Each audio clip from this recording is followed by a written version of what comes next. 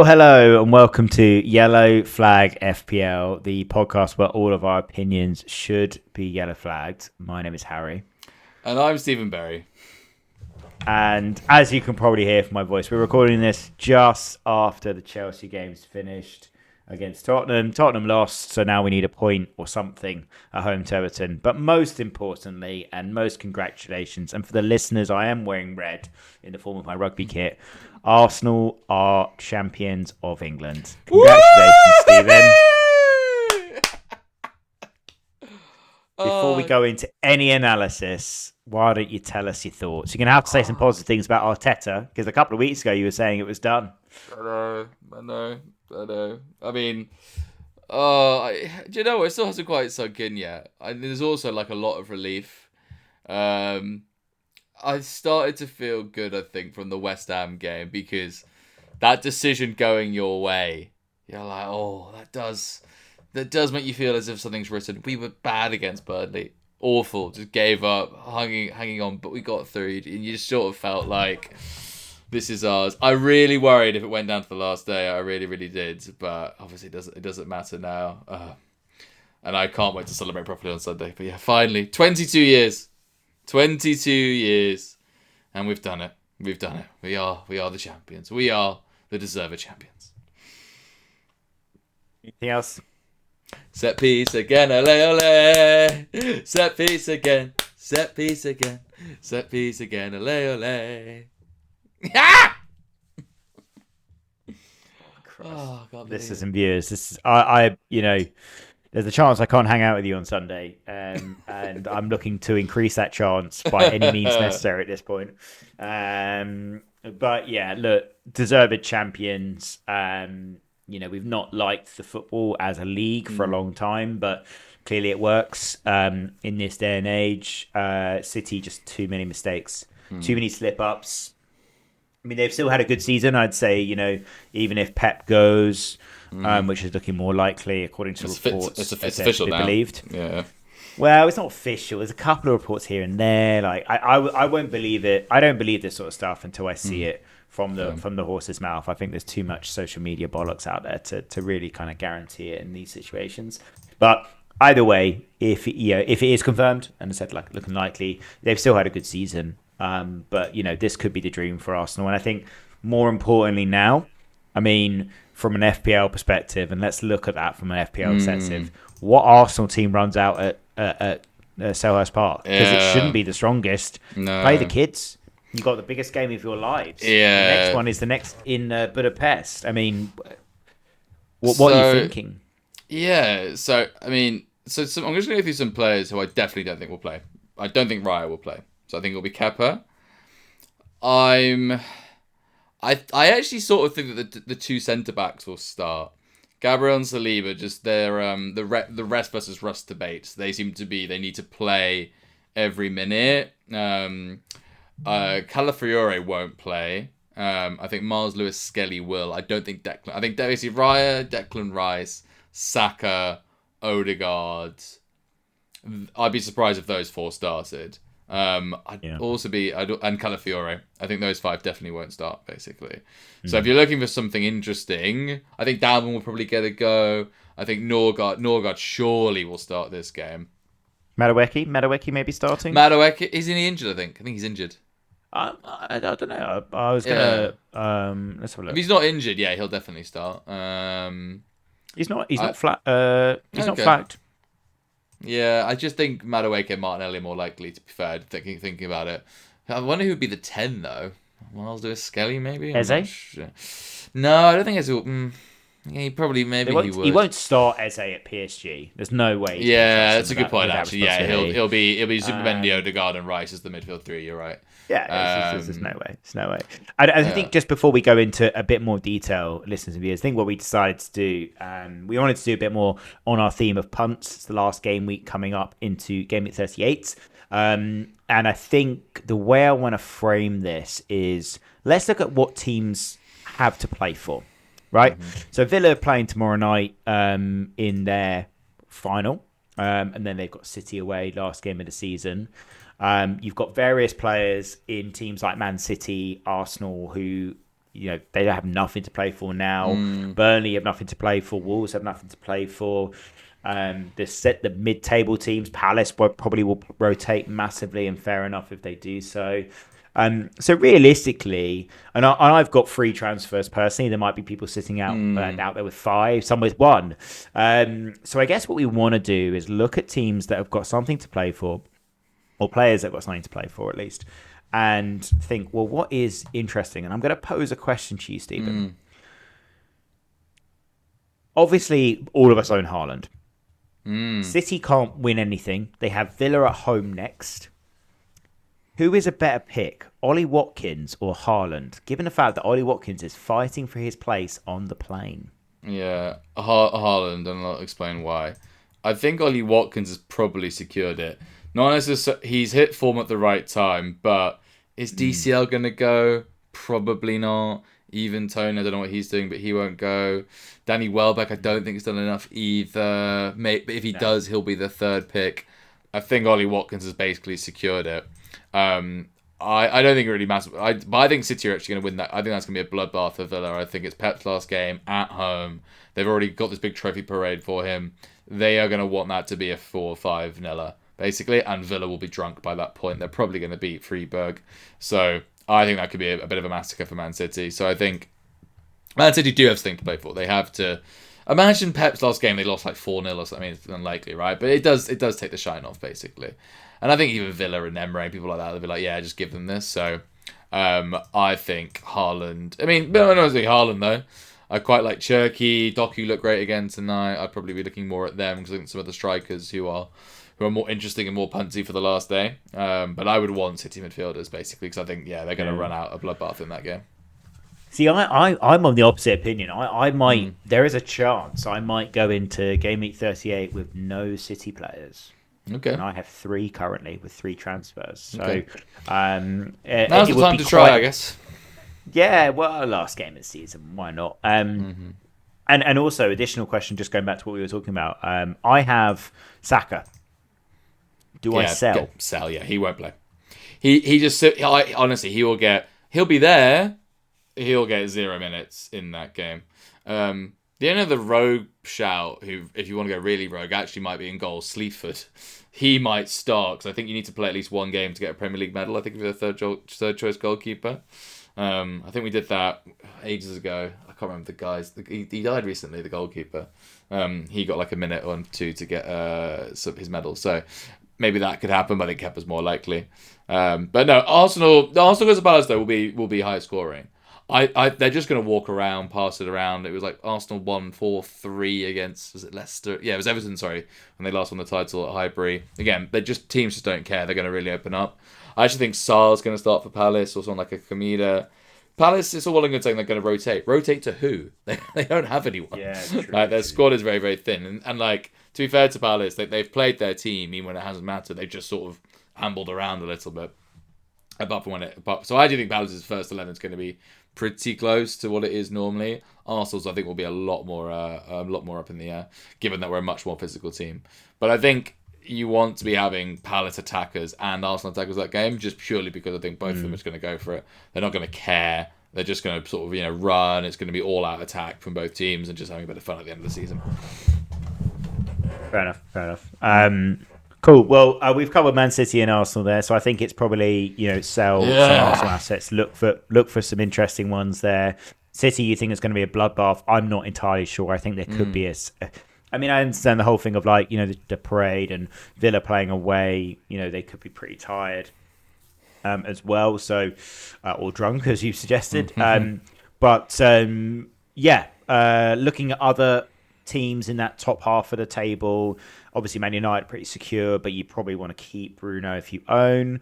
Liverpool, they obviously lost, but with Bournemouth drawing tonight, short of a 6-goal swing, and they lose at home to Brentford on the final day, and assuming Bournemouth beat Forest at home, they're pretty much there in terms of Champions League. They can catch Villa if they win, and then Villa lose at City. So then we could have that situation again where Liverpool win, they go to fourth, Villa finish fifth, they win the trophy, and then Bournemouth suddenly are back into the Champions League. I mean, it's going to be a crazy end for those three spots. But, they've got Brentford at home. Brentford are a difficult team, and we talked about Salah being a potential option for game week 38. I think he's completely blown the bridge on that one.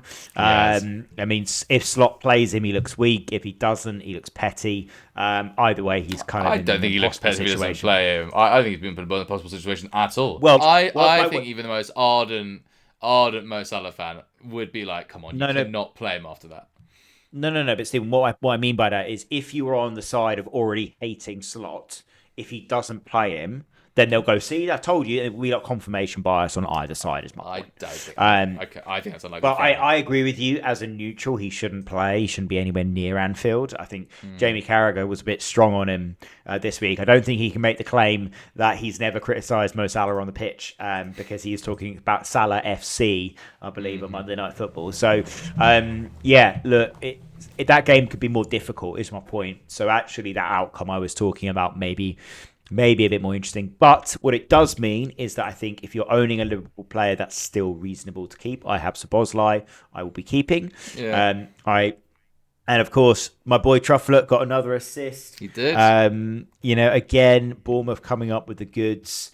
I think they got Forest away at the end of the season. Forest have got nothing to play for now, although they will play with a level of heart and soul because that's just what they're like. But I think that'll be quite a good game. So keep Bournemouth players. Brighton. Now, they lost at the death. A bad trip. Yeah, bad trip for them last week. Yes. This game. And I had double Brighton defence, so I was sitting pretty.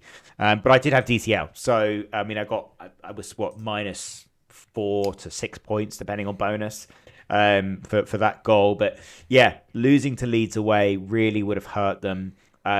They probably sit in the Europa League now with nothing else really, or Conference League, is it, to play for now. Their UEFA Cup. Chelsea are currently in the Conference League spot.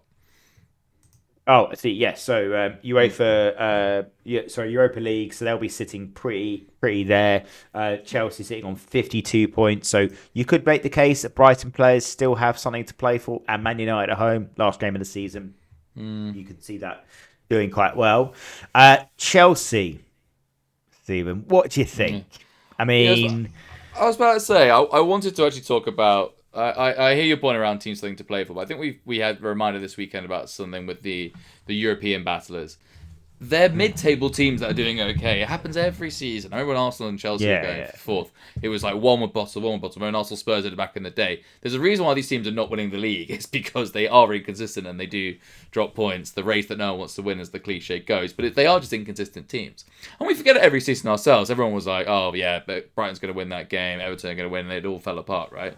So I think it's just a good reminder longer term that in these European teams, the European chasing teams, they will fuck up, basically.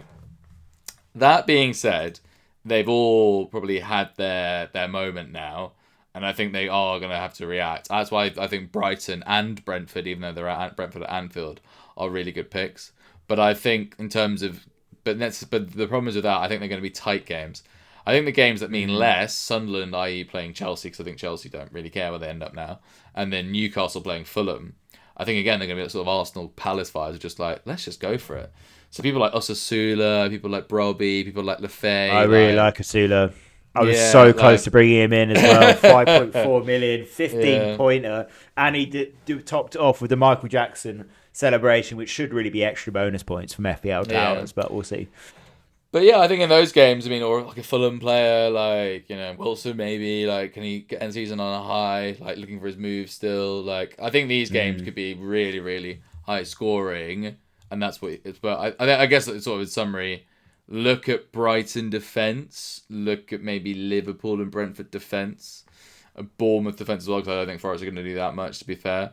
But in terms of attack, if you really need differentials, I'd say Sunderland and Newcastle. And the other one, Burnley, actually, playing the worst. Again, that game is just going to be a complete laugh. The players will be drunk on the pitch. The fans will laugh. Like someone like a Jadon Anthony, for example, who was excellent against Arsenal, I thought.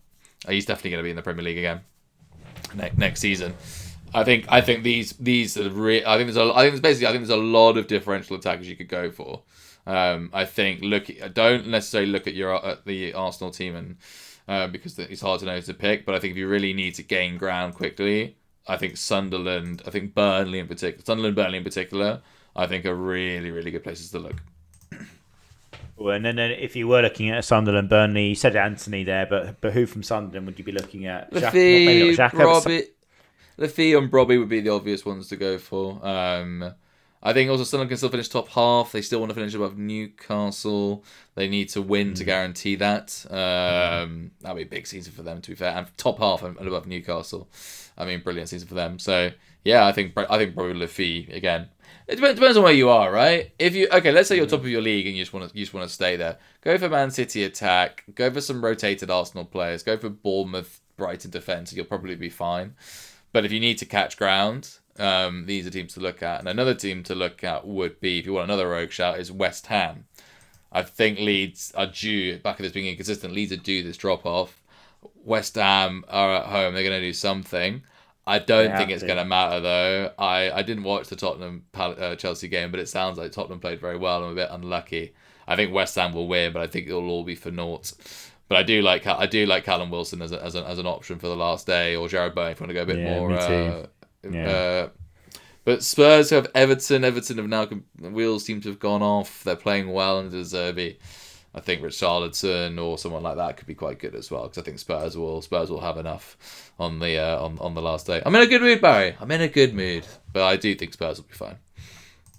I don't think we will be. I wish I shared your faith. Well, currently I'm starting at. I have a pretty good bench boosting team, to be honest, but I don't have my bench boosting chip. But I've got Anthony, I've got Dubravka, but I'm leaning towards starting Verbruggen, and I'm benching Welbeck, who's at home to Man United against his old club, obviously. So I've got some difficult decisions to make there. But if you are in that sort of situation where you don't have obviously any chips left, I've got on the bench currently Welbeck, Truffle, Van Heck, and then I'm starting Gabriel, O'Reilly, Justin, and then my rest of my other team. It's a difficult decision really to make who you're going to start this last game week, and I think probably what I'm thinking the most about doing is selling a lot of those bench players to strengthen my main team to have the best chance going into the final game week. Would you go down that route, or is it a case of just using what you have and trying to swap out players that might have something to play for? You mentioned Newcastle. I really like Bruno Guimaraes for the last game, for example. Yeah. Well, how about this, Barry? Why don't I go through what I think all the scores will be? We can make notes of this and see how close I am. This could be the source of inspiration. So I'm going to go. You can do. Yeah. So Brighton, Man U. I'm going to say 1-0 Brighton. Burnley, Wolves. I'm going to say 5-3 Burnley. Palace, Arsenal. I'm going to go for 3-3. Fulham, Newcastle, I'm going to go for 2-2. I'm going to say 2-1 to Brentford. 4-0 really? Man City. Yeah, I think Brentford will win. 4-0 Liverpool are all over the shop, and I think it's actually going to get pretty bad for Liverpool in that game. I think they're going to go 1-0 down. The fans are going to be furious that Alonso is going to Chelsea and they've stuck by a slot. I think Liverpool next season are going to be one to watch out for. I think it's going to get very toxic very, very quickly, and I think it'll start on Sunday. 4-0 Man City, 2-0 Bournemouth. I think Spurs will get a draw 1-1. Sunderland 3-1, and then West Ham I think will win 3-1, but it will be for nothing in the end. Okay. I really hope you're right. I don't think you will be, but why? But why are you so concerned? I mean, you played well tonight. Did you watch it? I mean, you played well. Like if you look at the stats. No, I was playing rugby at the time, but yeah. But yeah, I mean, I have no faith in this club, and I have whenever we need to do something, we just don't do it. That's the crux of it. Like we can't seem to get our shit together in those moments. Like, it's just not possible for us.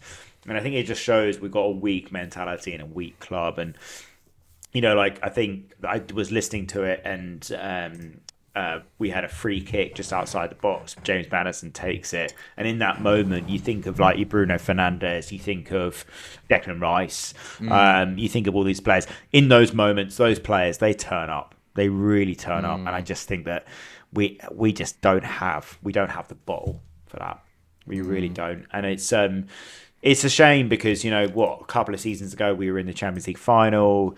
You know, we were talking about, you know, kicking on from there and all this bollocks. And it's just, I don't begrudge you celebrating this evening because, you know, it is an incredible feeling to win the Premier League. I'm never going to experience that.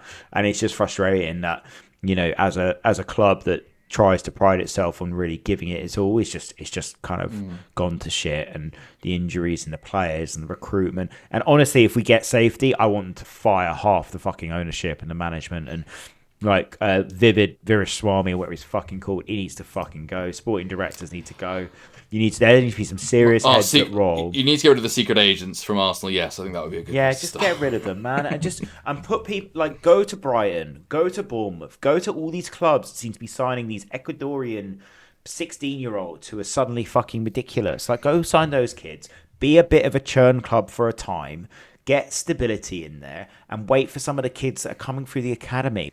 It's as good an academy as Man City's, like as good. So there have got to be some gems that they unearth there that could be future stars. So stability is what I want, and Tottenham has never given me that in my entire life. So anyway, I think careful what you wish for a little bit. I mean, Chelsea hired all of Brighton, and we see how that's gone for them. They hired the players. They didn't hire the staff. No, they did. They hired all the backroom staff. They hired all of Potter's backroom staff. Well, with Potter, sure, but not like the scouting, not the scouts. No, they got their director of football. They did. Like, they literally stole everyone from Brighton, basically. I think the point is that it really does come from the top, and you still have a penny pinching owner. I know Levy's gone, but he's very much carrying out the owner's orders. That's look at Man U, right? It doesn't matter what happens in the middle with the managers and the players. It comes from the fact that the Glazers hate Man U and want Man U to struggle. Like, it just I actually think if Levy had stayed, we wouldn't be in this mess. Probably not. I think he would have moved quicker against Frank as well, and he would have have bought better players in the summer in January. Sorry. Yeah. He take no shit. I mean, look, everyone's seen the documentary when Danny Rose goes into his office and he says, "Who wants me?" And he says, "Oh, well, we've got a 25 million bid from somewhere in Italy," and he's like, he looks like surprised. Anyway, this is going on to too much of a Tottenham rant, and maybe something I can say for the weekend, but. So you've obviously mentioned a lot of high-scoring games. The most mid-table clashes will be Fulham against Newcastle. You mentioned that could be a 2-2. If you were to be signing Newcastle or Fulham players, you mentioned Harry Wilson there, but who else potentially could you look at? I mean, Anthony Gordon. He probably is going to come back into the team. It's more just Osasuna. I mean, he's their number 9. Eddie Howe's formations tend to go a lot through him. So I don't think you could look. He's obviously in a rich vein of form. He's really earned his spot. I mean, Voltemali's playing as a number 10, which I don't like. I mean, no, I think it's just Osasuna basically. I can't really see past that. Gordon's on the bench actually. That's interesting. I think, surely is Gordon lost his place to Jacob Ramsey in Barnes? That's bad. Gordon he's supposedly has agreed terms. He's supposedly right. agreed terms to go to Bayern Munich. Sorry, so I don't see how he can play. Can he? Yeah, fine. In which case, then just Osasuna then. Harvey Barnes, you want a bit of a rogue shout, but yeah, just pick the number 9 because basically. Don't overthink it. Didn't Eddie Howe come out and say, I only want players who want to stay at this club to play for the football club? Yeah. So, like, that's clearly like a jab at him. So yeah. Okay, cool. And then from Fulham, only Wilson, no other players really jump out at you. Yeah, go for someone like a Munoz who started up top. Iwobi. Any of those players? They don't sound great, do they? Really. I do like Diop. I think Diop is due his goal at some point. Yeah. But Anthony Robinson obviously scored at the weekend. He's a good player, but Oscar Bob actually. What about Oscar Bob? He started. He's due to We do love something. Oscar Bob. We Yeah, love Oscar he's Bob. surely got to do something at some point. Why not this weekend? I do love how a lot of our punts are just built out of, oh, he's got to do it at some point. Well, he Um, does. He does. Fair enough. Fair enough. Well, and also you challenge my thought process of it's only teams that have got something to play for. They're going to be highly motivated.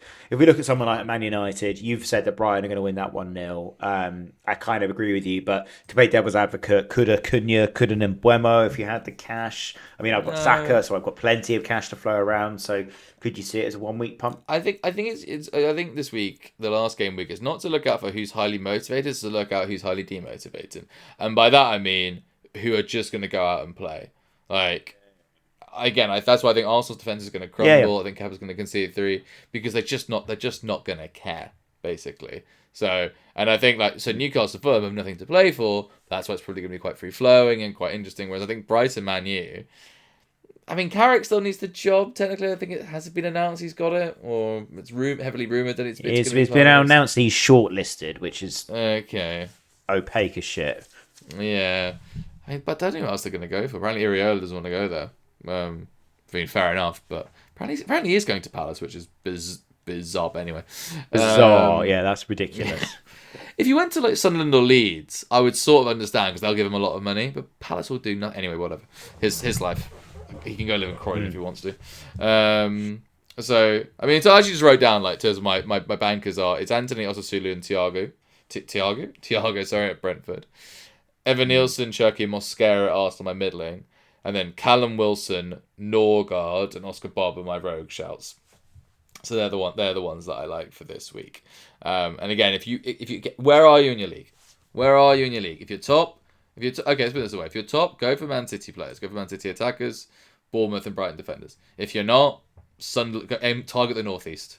Middlesbrough obviously had a great result. They're going to be going into the final thanks to the spying story, which is honestly unbelievable. I got something that so many times I had to check 15 times. Is this actually true? But yes, it is. It has happened. So yeah, this is going to be a good weekend for the Northeast, I think. Fair enough. Yeah. Yeah, I do like that as an option, as a way of thinking about it, as who's going to be demotivated. I mean, the Arsenal players just won't want to get injured before that massive final in Budapest. So yeah, like that. So I guess then, thinking about that, that Everton team, obviously they're playing Tottenham away. That'll be a horrible game of football to anyone that wants to bear it, because you've got bottom of the league in terms of home form versus a team that can score goals, generally not away from home, but Dr. Tottenham will see him now. And then you've got Moisey Ball in the middle of there trying to make it difficult, going up against a team that will go for them. And we'll have to, because we cannot sit back. And I've just drafted some transfers, which involves bringing in a Matthias Tell. Okay, yeah, I like that. For that game itself, would you back any other Tottenham players, and also any Everton players in there? Tardowski maybe, or someone like that. No, I do like Richarlison again. I simple go for the number 9. Richie's good, yeah. Colomani, I don't think will start this game. But who are your sort of Tell? Who's the other winger that you would have? Or will Colomani definitely start? Not really. I mean, if you Madison, maybe he starts. Madison would be good. Madison will probably. Yeah, score. He has to start that game, really. Yeah, well, he got 5 minutes against Leeds, 21 minutes against Chelsea. I can't see him starting. The really rogue shout, if you really, really want to go for it, is Conor Gallagher. Yeah, I like it. I like it. That is the rogue pick. He's 5 million. He's 0.2% owned. He's going to get 80 DEFCONs in that game. So it's possible. It's possible. Yeah, Colomani's obviously he's going back to PSG. He got 68 minutes in this Chelsea game. He got 90 minutes against Leeds. But I do prefer Rishi. And whilst he is a try hard, is Rishi. He gets a goal. He gets 6 points. He doesn't get any bonus. is the problem, because he's not like one of those strikers that does everything else, and then when he scores, he gets through all three bonus because he's just so influential in the game in terms of the FPL stats, that is. So I just think that, do I want to do major surgery up top? At the moment, my top strikers are Haaland, DCL, and Welbeck. At this point, I'd more likely bring in an Asula and bench Welbeck than I would, go for Rishi. But I do like, if I am going to sell Saka, if I really do believe Saka isn't going to play against Palace, He won't. He will not play against Palace. I think he's on the chopping block for me, alongside O'Reilly, and then maybe one other, just to use that third transfer. But then at the same time, should I be using transfers for transfer's sake? I don't know. Yeah. Well, cool. Yeah, cause even though Madueke will start, do I think he's going to be the highest scoring midfielder? Is he going to be in the top 5? Probably not. No. So, as you said, you got to bench a reason. If you only sell Saka if you needed the cash, basically. Yeah. But if you have Saka, he won't start. He just will not. Like, I'd be absolutely shocked if he started on Sunday. He just won't. Well, the top goal scorer was top point scorer in FPL was Watkins last week, and De Croupier before. Who is your pick to be the top goal scorer for game 38? You mean overall points? I just think it will be Doku. Actually, as I said, I really do think they're going to run through Aston Villa. I know I've been harsh on Aston Villa, and they've obviously gone on a bit of a run, but I think he's going to do really well. Would you do the switch if you had Semenyo? Would you do Semenyo to Doku, or is it not worth it? Semenyo, I don't think started this game, did he? I don't remember him playing. Yeah, did Semenyo not start today? I don't remember him on the pitch very long. He paid 55 points. Yeah. Okay. No, I preferred against Palace. He obviously scored in the final as well. I prefer Doku. It was a lovely goal. But would you make that Doku, switch personally. If you own Semenyo? I think most players own Semenyo over Doku. Could you see that sideways move? No, probably not. To be fair, because you're burning a transfer, right? Or minus 4 points is probably not worth it.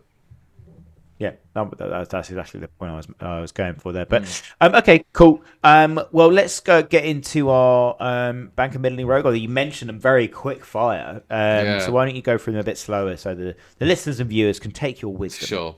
So my bankers are Anthony, Osasulu, and Thiago.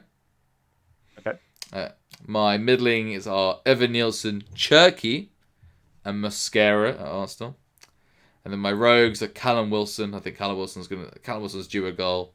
He's gonna win that game against Leeds and sort of do what he can for his team. And then Norgard, he's gonna play, score a weird goal probably. That's just likely to happen. And then Oscar Bob at Fulham. Again, he hasn't done anything all season, so he's due. As you can see, my arguments for the rogue ones are very weak, so that's why they're in my rogue category. But again, they're all less than 1% owned. If you need, these are good differential gains. Yeah, no, fair enough. Well, I actually only did 3, one of each. Sorry, so I haven't done the 3. So my banker is Watkins. I do hear what you're saying. I just think that the result almost doesn't matter for City, right? In terms of, it will still be a great event for them. They could still lose the whole game. I mean, if I was City players right now, I did see that interview with Pep after the Palace game saying not even one beer before.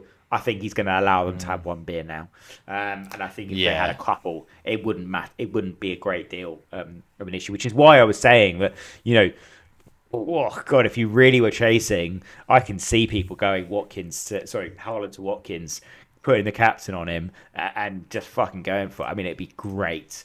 And then if he bangs 2, you are absolutely laughing in your mini leagues. Yeah. So I think that he is my banker. My middling is Bruno Guimaraes.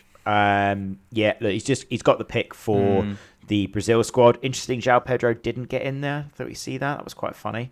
That was interesting. But Bruno, I think he's been phenomenal since he's come back into the game. And then my rogue shout, I've mentioned him already. It is Matthias Tell, because if realistically, I think we're going to have to go for it against Everton and really put them to the sword.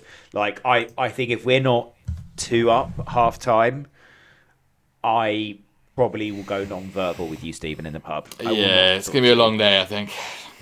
And I'm going to turn up in my Tottenham shirt. I'm going to be brave. Fair enough. And I'm just going to hope I don't get swung for or too much abuse. But some people are Tottenham fans, guys. And, pray for us.